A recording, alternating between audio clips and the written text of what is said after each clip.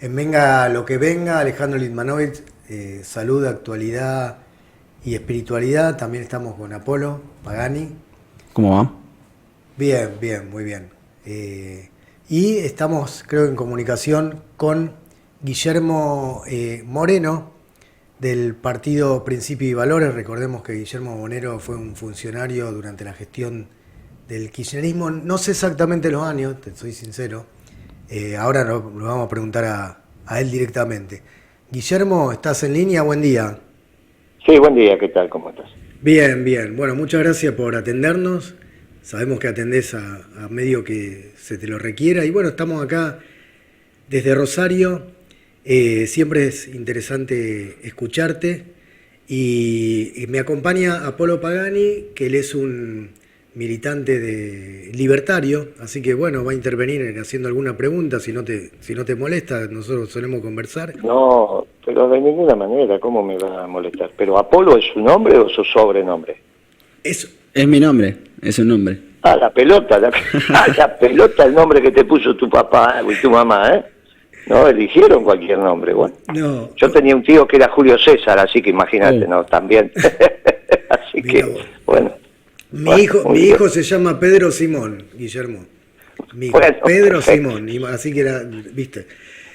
Veo en la foto del perfil de WhatsApp tuya la foto de Evita y de Juan Domingo Perón. Lo primero que te quiero preguntar es, ¿cómo fue que te acercaste al peronismo?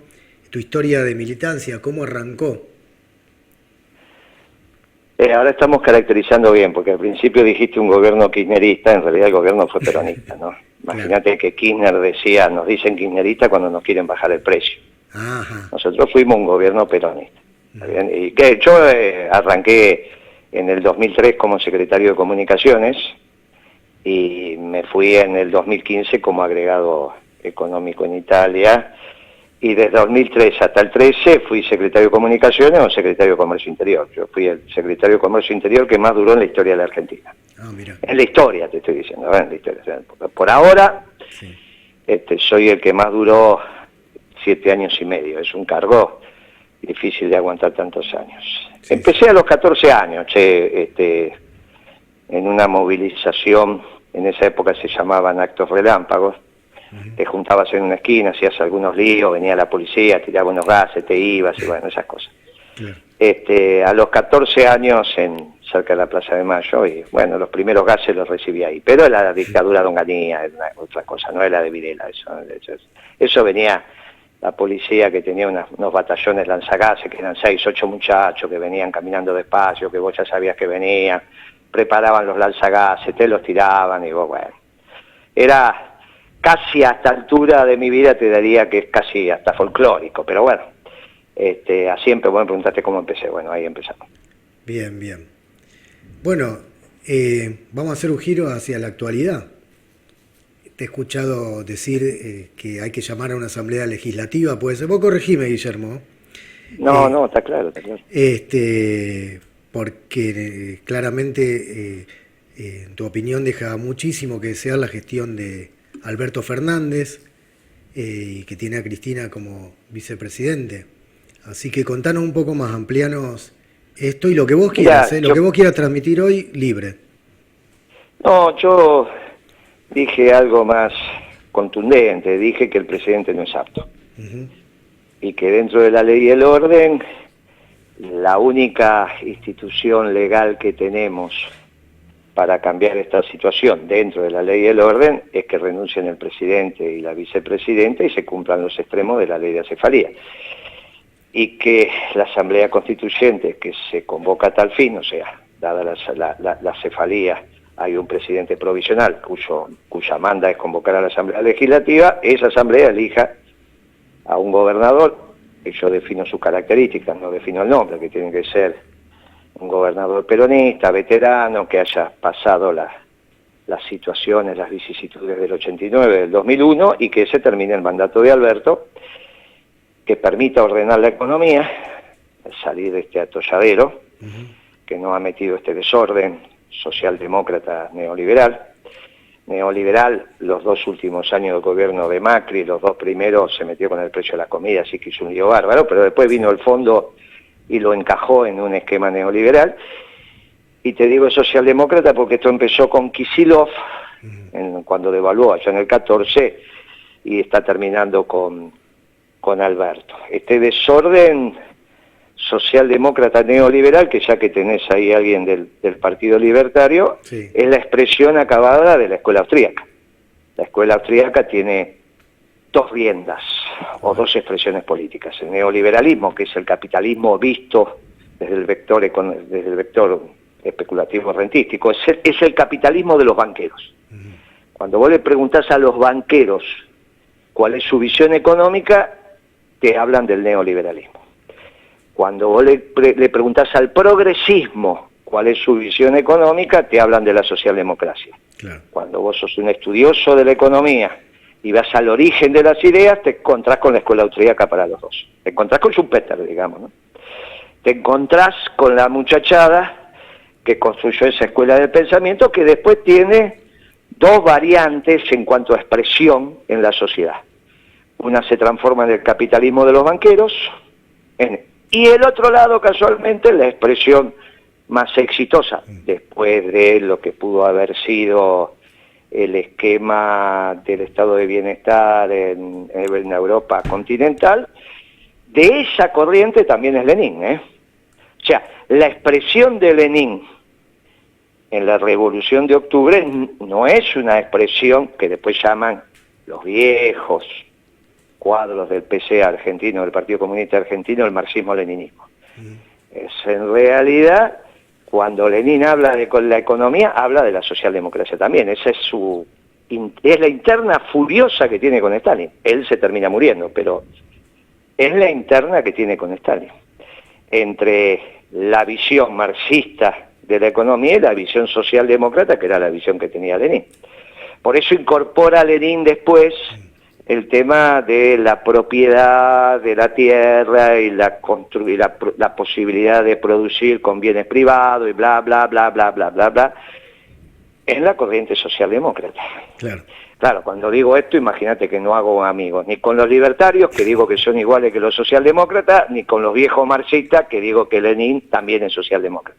Bueno, pero yo soy peronista. Está bien. Ahí había unas partes en que Apolo hacía que sí con la cabeza, en otro como más o menos, así que si querés decir algo, Apolo. No, porque, el que busca encuentra en la historia. Hay un historiador inglés que se llama Anthony Sutton que explica algo de lo que está diciendo Moreno, que fue los banqueros de Wall Street financiando la Revolución de Octubre, mediante, creo que Parguson, no me acuerdo del apellido, que le prestó las armas. Pero lo que dice Moreno es cierto. Nosotros no nos decimos que somos neoliberales, decimos que somos liberales o libertarios. De hecho, nosotros ni siquiera creemos que tiene que haber un banco central, que el banco central es un mal. Yo por ahí te he escuchado varias veces decir que a Javier Milei lo pondrías de presidente del Banco Central, ¿puede ser? Para que lo elimine. Sí, no tengo ningún problema. Lo pondría así con todo gusto. Sí, no tengo ningún problema. Porque como para los peronistas el desarrollo económico deviene en términos funcionales del Ministerio de Economía y no del Banco Central, no tengo ningún problema que Milei, que no le da un realce al dinero como tal, tiene el Banco Central. Ahora, no es que no le da realce al dinero como tal desde el Banco Central, le da mucho realce. Por eso dice que el dinero lo imprimirían los bancos privados. Exactamente. No, por eso te digo, yo en esto, cuando, con todo respeto, cuando digo las cosas, los neoliberales, la escuela austríaca, es la cosmovisión de la economía vista desde los banqueros. La diferencia es que Milei dice, no quiero un banco central, pero te dice el dinero lo harán los bancos. Y que haya todo el que sea. Porque también es la visión desde los banqueros. Por eso Milei es cuando él habla de su expertise y cómo se ganó la plata, es en el mundo financiero. No te habla Milei de las empresas, de la economía real. No te habla de un mayoreo, te habla de una fábrica, de una industria, del campo. Y de un sesgo que no está ni mal ni bien, ¿eh? Digo, son los sesgos que cada uno va teniendo en la vida. Pero que cuando vos te pones en la escuela austríaca, sale el dinero como ordenador de la vida, no tengas duda. no tengas dudas. No es el trabajo el ordenador de la vida, es el dinero. Claro. Por eso no hay costos y sí hay precios. No, de eso no hay ninguna duda. Es el capitalismo visto desde los banqueros. Es lo mismo que hace Lenin cuando te define el imperialismo, que te dice, es la expansión financiera del capitalismo. ¿Qué significa eso? Nadie nunca lo explicó. Y empiezan a hacer teorías extrañas. Bueno, porque ven la economía desde el dinero y no como la vemos los clásicos, seas liberal, seas marxista o peronista, que la ves desde el trabajo. Por eso Perón decía, hay una sola clase de hombres, los que trabajan. La diferencia que tenemos con los liberales es que en general nosotros planteamos una distribución justa del ingreso, cosa que por eso avanzamos hacia el bien común. Y los liberales en general descreen del concepto de bien común. Y los marxistas te dicen que no tiene que estar la propiedad privada. Bueno, ahí tenemos un lío bárbaro, porque nosotros sí creemos en la propiedad privada, e incluso nos parece que el capitalismo como método de producción, no de distribución, como método de producción es el más eficiente. Mientras estés en la esfera de lo privado. Cuando pasás a la esfera de lo público, ¿cuándo pasás a la esfera de lo público? Cuando el producto sale de la puerta de tu fábrica. Ahí entras en la calle al espacio público. Entonces, en el espacio público, la mercadería también tiene que tender al bien común. Porque nosotros tenemos como ordenador de la sociedad el trabajo individual y la comunidad. Y somos los que decimos que nadie se realiza en una sociedad que no se realiza. Y en esto no empezamos a diferenciar de los colectivistas y de los que piensan que la propiedad tiene que estar en mano estatal, ergo los marxistas, y de los liberales que piensan que la competencia es el único elemento que hace crecer una sociedad, cuando nosotros decimos que es la solidaridad lo que hace crecer una sociedad. Pero bueno, son detalles que están muy buenos que lo discutamos en la arena pública, que es lo que estamos haciendo ahora. Sí, sí. Y te hago una consulta, Guillermo, hablando justamente de la ineptitud que coincido, creo que también Apolo. Sí, creo que con Moreno vamos a coincidir que de la democracia para acá el peor presidente es este, ¿o no? Sí, no hay duda. Mucho peor que Macri, imagínate vos. Sí. Imagínate que hay que conseguir uno que sea peor que Macri, ¿eh? No es fácil. Y acá está. Sí, por eso, y acá está. ¿Y cuánta posibilidad hay de que se plasme lo que estás planteando desde lo Y institucional? no lo sé, pero ¿sabes qué pasa? La política no es en función de las probabilidades. Esa es la jactancia de los intelectuales, porque entonces cuando vos te acercás al 99% de certeza, sos un fenómeno. Claro. Pero haces no en función de tus convicciones, sino en función de la probabilidad. Y yo la verdad que la política la hago en función de las convicciones, de lo que creo que está bien. Sí, de militar. Entonces a mí me tiene sin cuidado la probabilidad del evento. Lo que digo es lo que tiene que pasar. Está muy bien. Quizá hoy sea una probabilidad muy baja y dentro de 2 meses sea una probabilidad muy alta. Sí. Entonces dentro de 2 meses, cuando es una probabilidad alta, somos Gardel y ahora somos un desastre. No es el punto de ordenamiento del debate la probabilidad. Y en eso te vuelvo a decir, esa es la típica jactancia de los intelectuales, sobre todo en la Argentina. Pero está bien, el problema es que si los intelectuales no hacen política, está todo en orden. El problema es cuando se te ponen a hacer política y entonces no son ni intelectuales ni hacen política. Porque la política está para construir escenarios futuros en función del diagnóstico que vos tenés, construir la prognosis, y tratar de que si la prognosis no es la adecuada para la satisfacción de tu pueblo, cambiar. Que en eso respeto lo que dice Milei. Miren, esto es un desastre. Para nosotros la única posibilidad que la Argentina mejore es por acá. Y a él le importa muy poco el grado de probabilidad que tenga de que eso se concrete. Claro. ¿Cuál es la probabilidad de que realmente Milei le ponga una bomba al Banco Central? Y yo te diría que es más baja que se cumpla la Asamblea Legislativa. Porque los primeros que no lo van a querer es el conjunto del aparato productivo, porque van a entrar en un abismo y decir, no, espere, no destruyamos la moneda argentina, espere un poquitito.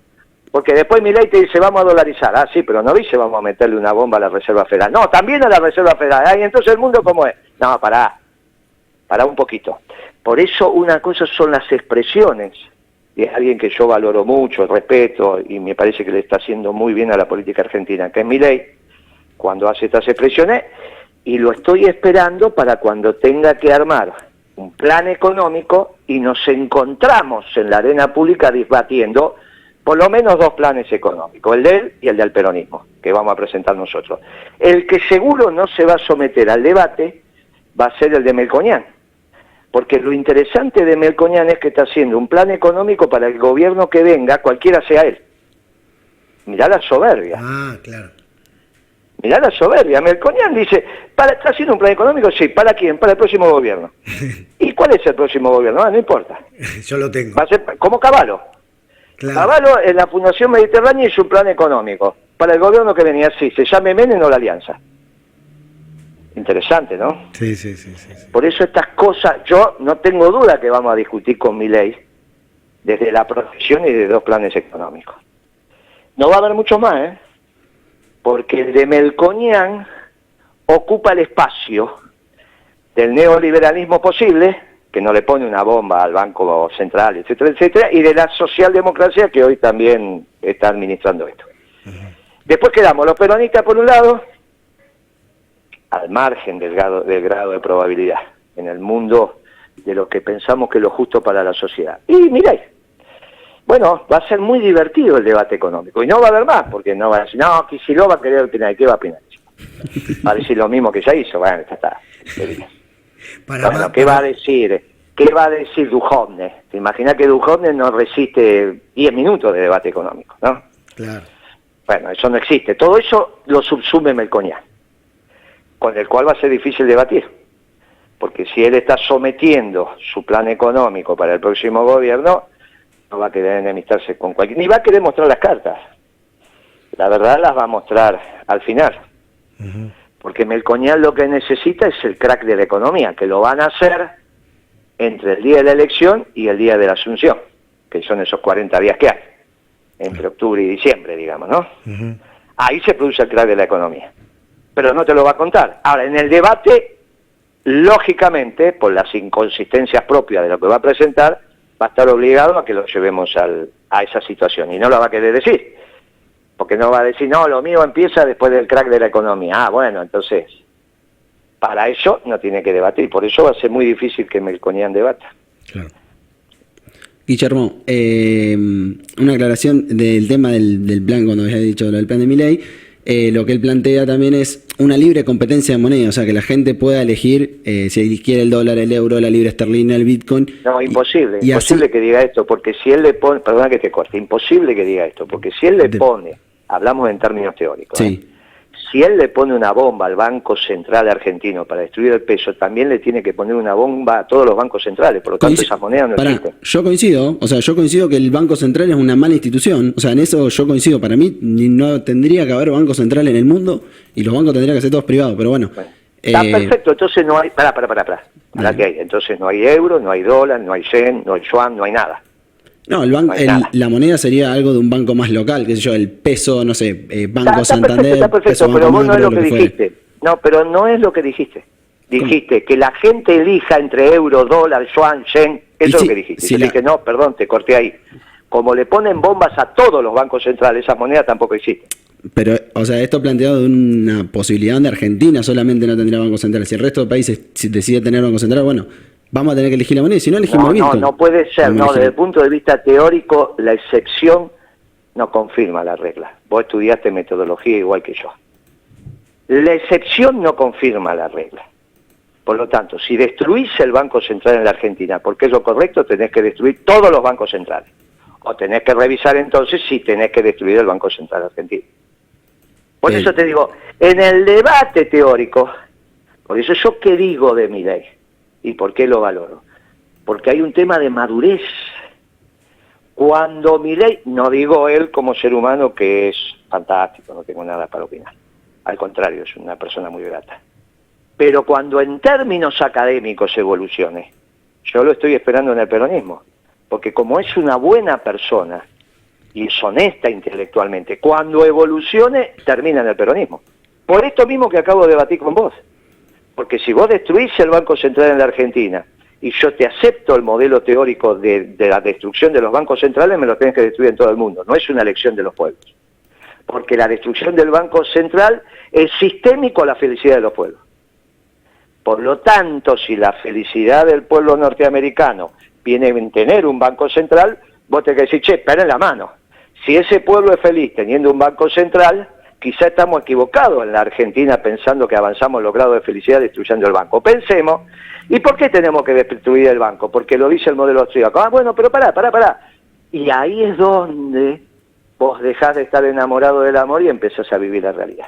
Pero Guillermo... Pero eso no significa hablar mal de las personas, eso significa obviamente. el grado de avance en la construcción del conocimiento. Si vos me destruís el Banco Central argentino porque está bien en términos teóricos, hay que destruir todos los bancos centrales. Y no elegís entre euro y dólar. Por eso cuando Milei dice quiero dolarizar la economía, comete un error teórico muy importante.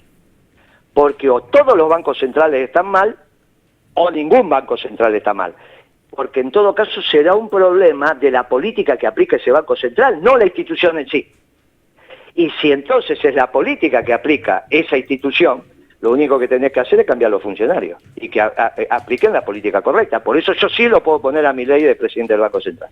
Claro, yo la postura, digamos, de evidencia que tengo es, por ejemplo, Hong Kong eliminó el Banco Central y tiene 3 bancos... No, pero eso no es... No, mi amigo, eso no es un país. Ahora irrumpió China. Sí, ahora porque pasó por encima de China. No, pero antes era un dominio inglés. Cuando se lo pasaron a los chinos, ahora está la policía china. Sí. Y ya llegó el ejército chino. Ahora es el Swan. Ahora se terminó. Eso que vos estás diciendo se terminó. Ya está. Es uno de los conflictos que tiene la ciudad de Hong Kong, en lo que le quedó como presencia inglesa, de los británicos con los chinos. Pero era el país con menor inflación del mundo cuando lo sacaron. El yuan era la moneda de Hong Kong era la moneda con menos inflación del mundo. Y Estados Unidos era más fuerte, no te aceptaban el dólar en Hong Kong. El dólar norteamericano no te lo aceptaban. No te lo aceptan en un montón de países. En un montón de países. No, pero no te digo, pero es que yo no te digo que no estamos, escuchadme una cosa. Estamos discutiendo en términos teóricos. Bien. O en términos teóricos en el mundo, ¿hay bancos centrales o no hay? Vos no me podés decir que vas a destruir el Banco Central de la República Argentina por sus funcionarios. Cambiar los funcionarios, porque si no, porque tuvimos malos generales con Videla, destruimos el ejército. No, amigo, así no es la vida. Guillermo, así no es la vida. Guillermo, hay algo muy... O tengo un obispo que se conduce mal con sus ovejas y destruyo la iglesia. No, pará. Una cosa son los hombres, otra. Las instituciones, si están trabajando mal, y yo coincido con vos que el Banco Central está trabajando horriblemente, tengo 2 alternativas.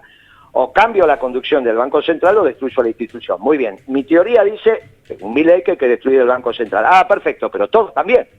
Todos los bancos centrales del mundo. Por lo tanto, no hay euro, no hay dólar, no hay yuan, no hay yen, no hay nada.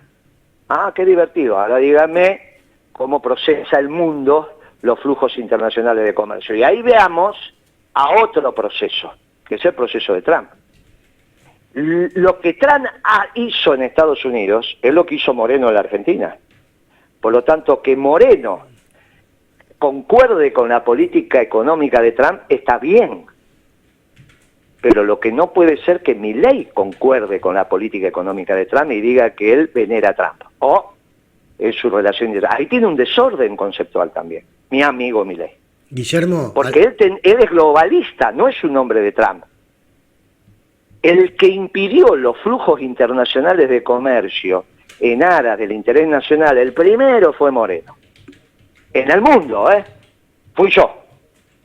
Ahora, el segundo fue Trump. La diferencia entre Moreno y Trump es tan abismal que cuando lo hizo Trump cambió el mundo, no cuando lo hizo Moreno. Por eso nosotros decimos, Trump fue un gran presidente de Estados Unidos. Ahora, no lo puede decir Milei. No lo puede decir Milei. Porque precisamente Trump terminó con la globalización y el libre flujo de bienes y servicios alrededor del mundo. Entre otras cosas, inició la guerra comercial con China, que lamentablemente se acelera ahora con la utilización del músculo militar en manos de los demócratas, como siempre pasa, ¿no? Pero esa es otra discusión. Lo que quiero significar es, y para ir terminando, si me destruyen el Banco Central argentino, cosa que estoy dispuesto a que lo debatamos en términos teóricos, yo creo que están equivocados, pero podemos debatir, me destruís todos los bancos centrales. Porque la excepción no confirma la regla. La excepción destruye la regla y eso se estudia en metodología 1, metodología de investigación científica. Y ustedes son a estudiantes asiduos de la disciplina. Segundo tema, no pueden estar de acuerdo con Trump. Yo sí, ustedes no, porque Trump a otra escala hizo lo que hice yo. Por lo tanto, yo no voy a estar en contra de Trump cuando hace lo mismo que hice yo. Ahora, ustedes no pueden estar a favor de Trump si hizo lo mismo que Moreno. Tienen un desorden. ¿Qué digo con esto? Cuando encajan todas las piezas en el rompecabezas, se van a hacer peronistas. Bueno, eso me va a llevar un tiempo, capaz Guillermo, que no lo veo, pero bueno, muchas gracias por el debate, ¿eh? No, vos sabés que Apolo viene a veces por otros temas, él es joven, yo tengo 56, y lo que me llama la atención para bien es lo formado que están muchos de los militantes de La Libertad Avanza, de Milei. Realmente estudian, le meten onda, y acá hay una militante de tu partido de Principios y Valores que está en San Nicolás, que fue quien hizo el nexo, que también me cuenta de las pintadas que están haciendo, porque hablamos de la Asamblea Legislativa, y la otra tiene que ver con el pago, el desacuerdo que hay con el pago de la deuda y la propuesta de que pague, del desacuerdo que hay que pague la oligarquía. Así me está escribiendo ahora. Viviana, claro. A ver, contale un poco más.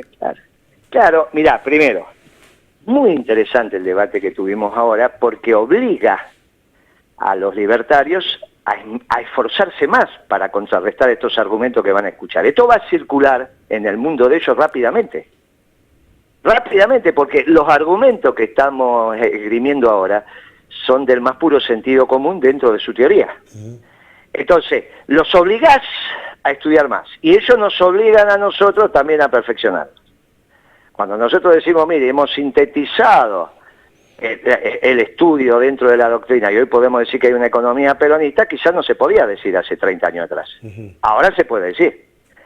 Y cuando nosotros presentemos nuestro plan económico nacional, que obviamente basado en la doctrina peronista, vamos a discutir con mucha pasión y patriotismo con los libertarios. Incluso vamos a discutir el origen de la libertad, porque ese es el tema central, ¿eh? Cuando el hombre es libre. El hombre es libre no cuando le tocas la campanita como al perro de Pavlov, entonces le da hambre, ¿eh? Vos no le podés dar incentivos para ganar plata y que el hombre gane plata y pensando que eso es la libertad. La libertad es cuando, teniendo resuelta su base material, el hombre elige no ganar plata, no cuando elige ganar plata, ¿eh? Vos sos verdaderamente libre cuando decís, yo no quiero ganar plata, yo quiero vivir de mi trabajo y tocar el violín y ser el mejor violinista del mundo. Ahí sos libre. Hay que ver si en la otra sos libre. Por eso es muy interesante el debate profundo sobre la libertad. Cuando los peronistas discutimos con los libertarios, decimos, mire que los defensores de la libertad somos nosotros, ¿eh? Porque no es solo la libertad del zorro, es la libertad de la gallina a dormir tranquila. Claro. Y ahí se arma un lío que no saben contestar. Porque cuando vos le decís, tengo que hacer el gallinero, no, eso restringe la libertad, macana. Restringe la libertad del zorro, pero no de la gallina. Por eso es tan interesante este debate, porque es un debate en las profundidades, y al pueblo argentino le hace falta este debate, si no terminamos como el discurso de ayer de Cristina, diciendo una cantidad de cosas inexactas, pensando que sabe lo que no sabe. En eso también coincidimos con los libertarios. ¿Cuáles cosas, Guillermo, de lo que dijo Cristina? Entre otras cosas, cómo se paga la deuda, y así juntamos las dos respuestas y vamos terminando. Sí, vamos terminando. Mirá, el problema del acuerdo, las deudas están para pagarse, si no, no existe la ley de la partida doble. La ley de la partida doble es que se registra la cuenta, la misma cuenta se registra acreedor y deudora. Y no puede haber cuentas acreedoras si no las vas a pagar. Esto sería una sociedad de estafadores. Imagínate que no se alquilaría ni un departamento, sería una locura. Las deudas están para pagarse. Ahora, el tema no es si hay que pagar o no hay que pagar, eso ya nos pusimos de acuerdo que hay que pagarla, sino quién pone la plata. En este acuerdo con el Fondo Monetario, la plata la ponen los jubilados, los pensionados, los trabajadores, los pequeños y medianos comerciantes. En el acuerdo, en la propuesta de Principios y Valores, le pedimos un esfuerzo patriótico a la sociedad rural argentina, los dueños de las grandes extensiones de tierra en la zona núcleo de la Pampa Húmeda, que es exactamente San Nicolás y parte del sur de Santa Fe, Córdoba y demás. San Nicolás no solo, estoy diciendo, la zona núcleo va desde ahí hasta el sur de Córdoba, sur de Santa Fe, este de Córdoba, sudeste, digamos, de Córdoba, sur de Santa Fe, y todo lo que iría, digamos, desde Exaltación de la Cruz, en una recta desde el río hasta Córdoba. Entonces, esa es la zona núcleo. Bueno, ahí hay grandes extensiones de tierra, una de las tierras más productivas del mundo.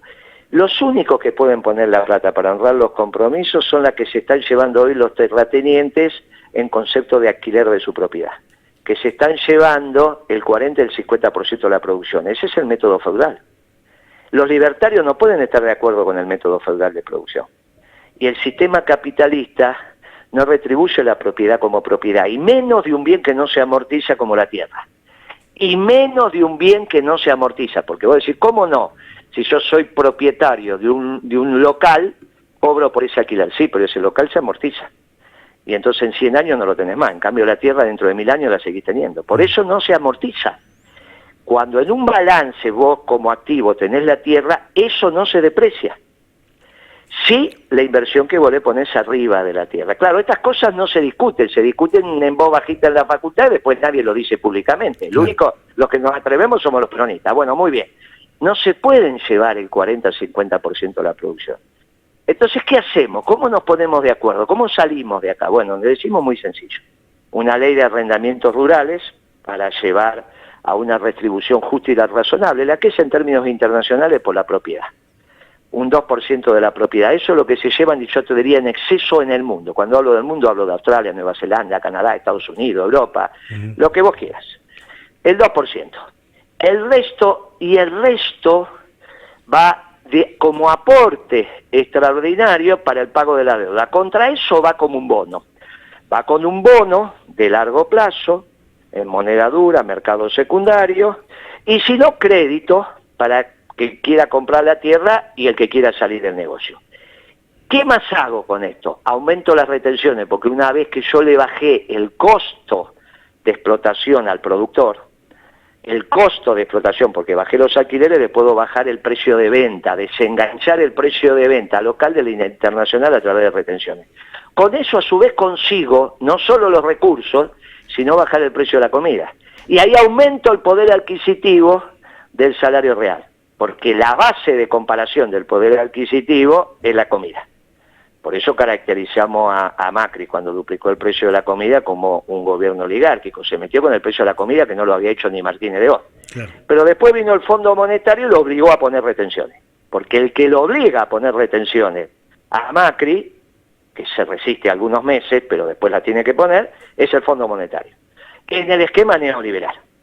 Muy bien, este esquema neoliberal, que es lo mismo que el esquema socialdemócrata, porque es la escuela austríaca, tiene que ser reemplazado por un esquema de producción y trabajo. Y para que haya producción y trabajo tiene que haber mercado interno. Y no puede haber mercado interno si después que cobras la jubilación y compras la comida por el mes, no te queda ni siquiera para ir a la peluquería. Bueno, tenés que bajar el precio de la comida. Y la única posibilidad es con retenciones. Ahora, si vos pones retenciones y no pones ley de alquileres, perjudicás al productor. Por lo tanto, primero la ley de alquileres para bajarle el costo a los productores y a los 2 minutos los derechos de exportación. Y a los terratenientes, los que son socios de la sociedad rural, les decía, acá le damos un bono a 25 o 30 años por este esfuerzo patriótico. Con eso me saco, con un instrumento genero, no solo la recaudación de los derechos de exportación, sino también desacoplo el precio de la comida. Cuando desacoplo el precio de la comida, recupero el dinamismo del mercado interno. Si a su vez hago algo que los libertarios no quieren hacer, que es costos, hago costos en el vector energético, yo te aseguro que la energía la bajo violentamente. Violentamente la bajo. Violentamente. Y como los negocios preceden a la plata, no vengo con esa historia de los petroleros, pero ¿quién va a poner la plata? Si yo tengo negocio, precede a la plata. Es la historia del mundo. En la historia del mundo primero están los negocios, después está la plata. Y aparte lo demostramos la década ganada, que primero están los negocios y después la plata. Son los banqueros los que piensan que el centro de la economía es la plata. Y es lógico. Si yo tengo una mayoría de ferretería, creo que lo más importante del mundo es la venta de clavos. Y los banqueros piensan que lo más importante del mundo es la plata. Claro. Y para eso construyeron una doctrina económica. O se apropiaron de una doctrina económica, que es la escuela austríaca. Por eso, finalmente, cuando discutimos de verdad con gente honesta, como Milei, nos vamos a poner de acuerdo. Porque es honesto intelectualmente. No es un hombre que habla en función del sobre que le dan, como otros, que no los voy a nombrar, pero que vos sabés a quién me refiero. ¿Está bien? Finalmente, cuando nosotros resolvemos el tema de la deuda, el precio de la comida y la rentabilidad empresaria con la baja del precio de la energía, después es una cuestión de tiempo, hay que esperar los 6 meses para que crezca el pasto, que fue lo que pasó 2002-2003. Y después la economía creció a tasa china. Y eso es lo que nosotros vamos a debatir en la arena pública. Encantadoramente con los liberales y libertarios, que son los únicos que van a aceptar el debate, si lo aceptan. Lo que estoy seguro que no va a aceptar el debate es Melconian, porque no va a decir la verdad. Lo que está diciendo ahora no es la verdad. Está siendo un modelo de exclusión. Y cuando vos planteás una economía de exclusión, el pueblo no te vota, porque tonto no es. Claro. Y ahí empezamos a tener de vuelta posibilidades de los peronistas, que somos los únicos que planteamos que hay que hacer una economía justicialista. Capitalista en su modo de producción y justicialista en su distribución. Como es más importante en el espacio público la distribución, nuestra economía, que es en el único lugar donde operamos, decimos que es la economía justicialista. Y colorín colorado, el cuento se ha terminado. No hablé para ustedes, hablé para la audiencia, y al menos yo no tengo duda que este debate quede instalado, y se los agradezco, porque seguramente a partir de este programa va a haber necesidad de debate, y con eso solo a los peronistas no se alcanza, porque como sabemos que tenemos la verdad, les mando un abrazo grande y gracias por el Gracias, tiempo. Guillermo, un abrazo y saludos acá de militantes que están escribiendo, y muy contentos con la nota, así que seguramente nos vamos a volver a encontrar. Che, y el padre de Apolo, un fenómeno. Mirá el nombre que le puso, Apolo. Es una cosa, decirle a tu viejo que yo digo, que es una cosa, un fenómeno, ponerte este nombre. Extraordinario. Les mando un abrazo Gracias, grande. Guillermo. Y hasta luego. Hasta luego. Chau, chau. Chao, viejo, gracias. ¿Alguna reflexión antes de cerrar la nota? No, o sea, no. A ver, nosotros lo que más o menos proponemos, o sea, desde el espacio liberal, es que en realidad la deuda la termine de pagar la política, básicamente. O sea, que dejen de gastar, que de hecho me hubiese gustado poder meterlo, pero bueno, no hubo tiempo. No, está bien. El tema de que en realidad lo que necesitas también para crecer es superávit fiscal y no tener déficit, porque si tenés déficit, después vos tenés o deuda, o subir los impuestos, o emitís. Entonces, me hubiese gustado charlarlo con Moreno. Porque no va a faltar oportunidad, porque entiendo que le gustó conversar y le gustó que fuera alguien de militante de libertario, porque es con quien él sostiene que puede dialogar y tiene un concepto de Milei de honesto. Sí, yo por lo que lo he visto... De honesto a la hora de debatir y sí, transparente, no como sí. Él decía de Melconian, y no sé, si quisiera lo desestimó y no sé qué otros economistas aparecerán. Dijo de otros, pero bueno, no voy a dar nombre, por algo no dio nombre, yo tampoco voy a dar el nombre, pero bueno, dijo de otros que no son tan honestos intelectualmente. Pero sí, que por ahí te dicen una cosa, después, si ven que las encuestas se van para un lado, bueno, se pueden correr un poquito, si ven que tienen que endurecer el discurso, lo endurecen, si tienen que ver que lo ablandan. Si siguen a los focus group, digamos, por decirlo de alguna manera, a lo que va a pensar la opinión pública y dejan de lado las convicciones. Acomodaticio, como dice exactamente. Guillermo, que estuvo muy bien cuando yo le pregunté, ¿y qué probabilidad? No sé. O sea, es lo bueno, que tiene que, lo que estaría bueno que pase. Claro, lo vamos a activar como cuando activamos las causas por la verdad, que qué sé yo qué va a pasar, que no, si se suspenden las inoculaciones, pero nosotros no especulamos, claro, vamos por todo en eso. Claro, por la libertad. Claro, creo que cuando habla de la honestidad habla de eso, es decir, bueno, nosotros creemos que para el país lo bueno va a ser esto. Ahora, ¿qué probabilidades hay? Bueno, no importa, él dice el terreno intelectual. Yo, por ejemplo, lo que digo es no una asamblea legislativa, sino que se adelanten las elecciones. Sí. Porque si vos adelantás las elecciones, lo que lográs es que el presidente que venga tenga un poco más de tiempo para acomodar.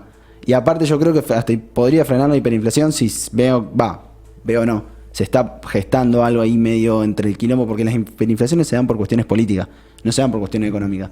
Entonces, con todo el quilombo de que Cristina yo le dijo una cosa, dice otra, se tira palo para Alberto. El otro día un ministro de la provincia de Buenos Aires lo criticó a Alberto. ¿Cómo va a criticar a alguien de la provincia de Buenos Aires? Al presidente. Y con una liviandad absoluta. O sea, le están pegando por todos lados y bueno, en un momento de crisis política falta un coso y explota y se cae la demanda de dinero y termina en una hiperinflación. Sí.